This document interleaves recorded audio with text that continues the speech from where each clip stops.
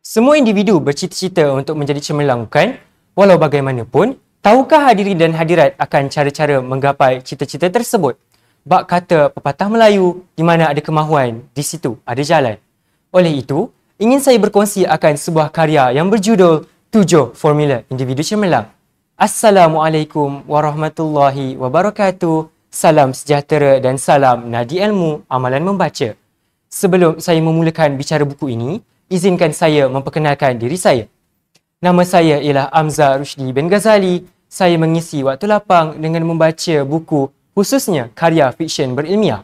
Saya merupakan anak didik di Sekolah Menengah Kebangsaan Ghaffar Baber yang mempunyai kod sekolah MEA 0071. Tanpa membuang sebarang masa lagi, izinkan saya berkongsi dengan lebih mendalam mengenai karya ini. Merupakan karya agung seorang doktor lulusan perubatan Universiti Iskandariah di Mesir, iaitu Dr. Daniel Zainal Abidin. Beliau telah banyak memberi motivasi kepada pelbagai jenis organisasi di Malaysia seperti Petronas dan Telekom Malaysia. Buku ini hasil terbitan PTS Millenia Sendirian Berhad yang mempunyai sebanyak 365 buah halaman bercetak berpatutan dengan harganya, iaitu RM25. Buku ini menetengahkan isu-isu semasa di dalam kalangan masyarakat. Buku ini menekankan kita untuk mempelajari ilmu agama, sains dan sosial agar masalah-masalah ini dapat ditangani. Seseorang individu yang berjaya adalah seseorang individu yang menimba ilmu. Kenyataan ini sesuai dengan satu hadis di mana baginda Rasulullah SAW bersabda yang bermaksud, seseorang individu yang menempuh pelbagai cabaran untuk menimba ilmu, maka Allah akan memudahkan perjalanannya ke syurga. Dengan kenyataan ini, maka jelaslah bahawa pentingnya kita untuk menimba ilmu pengetahuan dengan menempuh pelbagai dugaan yang akan dihadapi dengan tabah agar menjadi seorang individu yang cemerlang. Ingin saya mengupas serba sedikit mengenai setiap formula yang terdapat di dalam karya ini. Dr. Daniel memulakan karya ini dengan formula yang pertama, iaitu mengenali kehebatan dan potensi diri. Karya ini memberi inspirasi kepada individu yang ingin keluar daripada zon selesa mereka demi mencapai kegemilangan dan kecemerlangan. Formula kedua pula iaitu meledakkan takwa. Formula ini mengingatkan kita untuk tidak lupa akan tugas kita sebagai seorang hamba Allah SWT di muka bumi ini. Formula ketiga pula iaitu melonjakkan ilmu. Ia menggalakkan kita untuk menimba ilmu pengetahuan dan meluaskan pemikiran agar tidak tertipu oleh syurga dunia ini. Formula keempat pula membahaskan mengenai hidup bermatlamat.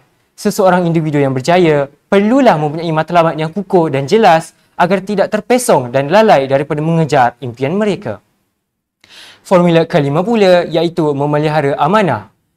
Dr. Daniel mencontohi seorang sahabat baginda Rasulullah SAW iaitu Luqman Al-Hakim yang terkenal dengan sifat amanahnya. Formula keenam pula iaitu sentiasa berfikiran positif. Gagal sekali bukanlah bermakna gagal selamanya. Bangkit dan bangunlah demi mencapai kegemilangan. Tertarik hati saya untuk lebih mendalami formula ketujuh iaitu menyantuni manusia.